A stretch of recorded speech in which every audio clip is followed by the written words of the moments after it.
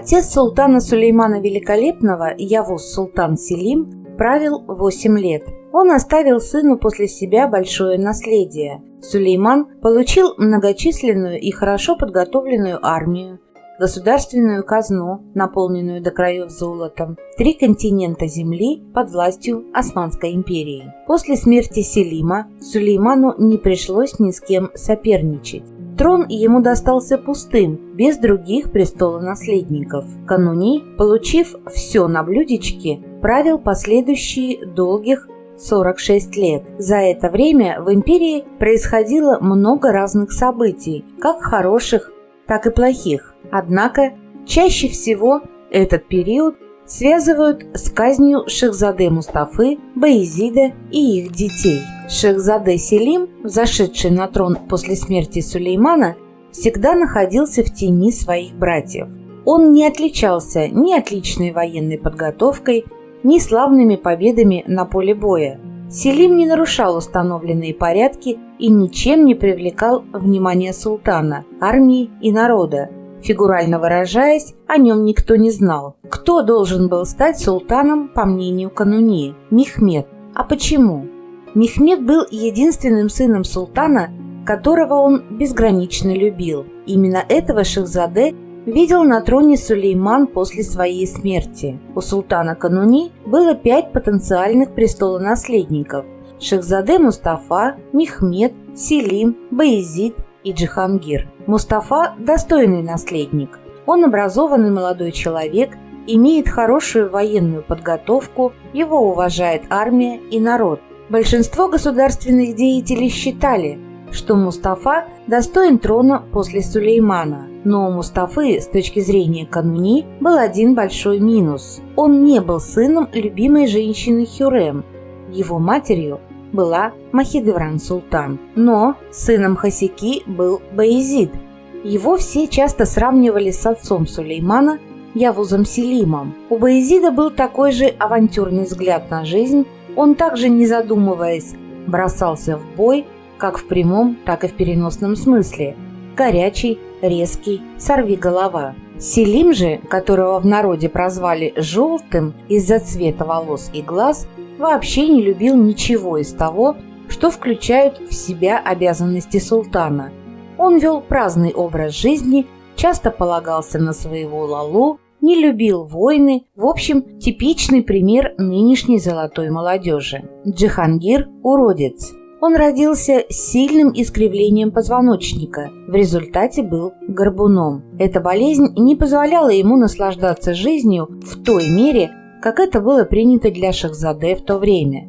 Из-за этого сильно пострадало и морально-психическое состояние Шехзаде. Никто и никогда не ставил его мысленно на трон султана. Но давайте вернемся к основной теме. Шехзаде Мехмед был сыном Хюррем и Сулеймана, первый ребенок, рожденный в любви в 1521 году. Несмотря на то, что Хюррем родила Кануни ни одного сына, в сердце Сулеймана Мехмед занял особое место, и именно его султан видел на троне после себя.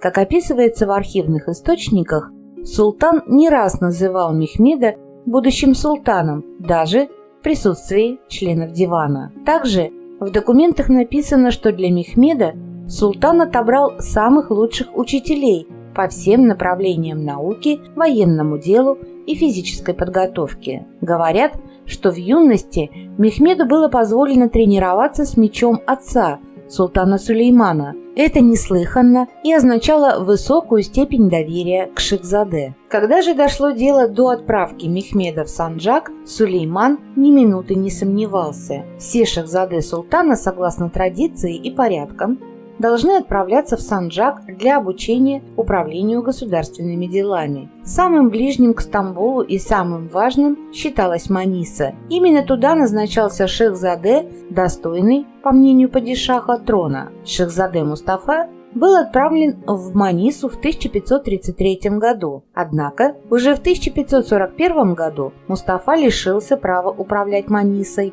и Сулейман отправил его в Амасию. Ходило много разных домыслов насчет этого решения.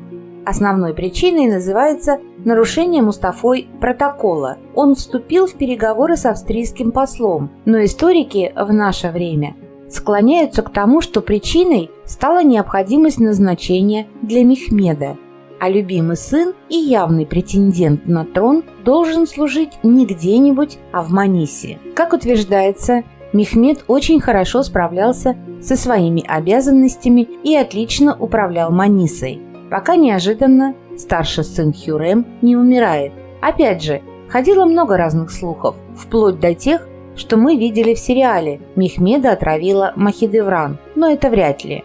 Все-таки версия внезапной смерти от чумы выглядит правдоподобнее. В то время, когда умер Мехмед, Сулейман находился в военном походе. Известие о смерти сына буквально потрясло его. Он приказал доставить тело любимого Шахзаде в Стамбул и сам немедленно отправился туда. На самом деле это очень важно.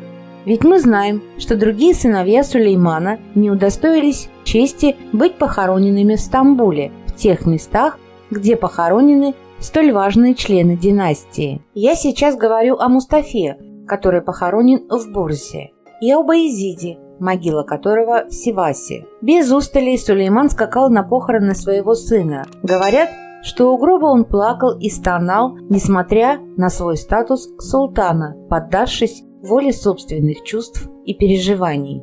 Кануни прикажет архитектору номер 1 в Османской империи Мемару Синану построить в честь любимого Шахзаде Мехмеда мечеть, но этим жестом султан не ограничился. Неслыханным ранее и потом способом он выразит своему сыну любовь и веру, признание и отдаст посмертную власть в Османской империи. Сулейман воздвигает над захоронением Шахзаде Мехмеда трон, настоящий трон из слоновой кости, над которым, как уверяют источники, султан сказал: «Мехмед, ты не получил трон при жизни, как ты этого заслуживал, так получи его в вечности». Таким образом, подлинный Шахзаде, который был достоин права занять османский трон после смерти Сулеймана, взошел на него после своей гибели. Как будто Мехмеду надо было умереть, чтобы стать султаном. А на сегодня все. Не пропускайте главное, подписывайтесь на канал и посещайте вкладку сообщества,